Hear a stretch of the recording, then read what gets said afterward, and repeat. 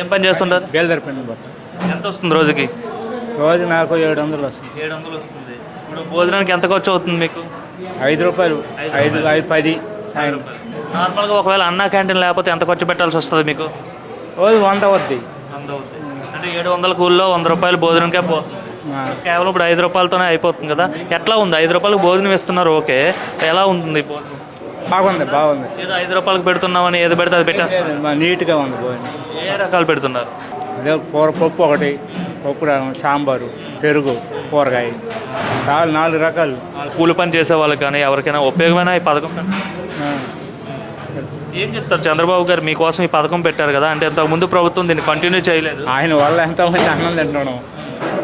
ఈ అన్నం పెట్టబట్టి ఎంతోమంది ఒక్కరోజు పని లేనప్పుడు పోస్తుంటున్నాం. ఇప్పుడు అది లేకుండా పోయింది. ఒక డబ్బులు లేకపోయింది, ఎవరిని ఒక 5 రూపాయలు ఎడితే ఎవరు ఇస్తారు, తినొచ్చు. 5 రూపాయలు కాబట్టి ఎవరినో ఒకరిని అడిగి మనం తినే అవకాశం ఉంటుంది. అదే బయట అయితే 100 రూపాయలు అంటే ఎవరు అడిగినా ఎవరు వీరు కదా.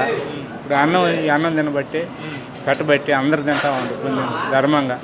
ఏ ప్రభుత్వం బాగుంది మరి? చంద్రబాబు ప్రభుత్వం బాగుందా? చంద్రబాబు ఆయన ధర్మరాజు కదా. ఆయన ధర్మరాజు అంటున్నారు చంద్రబాబు. అన్నం పెడితే ఇంకా ధర్మం ఏంటి అసలు? ఇదే డబ్బు ఇచ్చేది కాదు ధర్మం. అన్నం పరబ్రహ్మ స్వరూపం.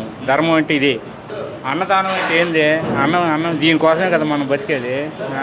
అన్నం వెళ్ళకుండా చేస్తే ఏం చేయాలి ఇంకోళ్ళని?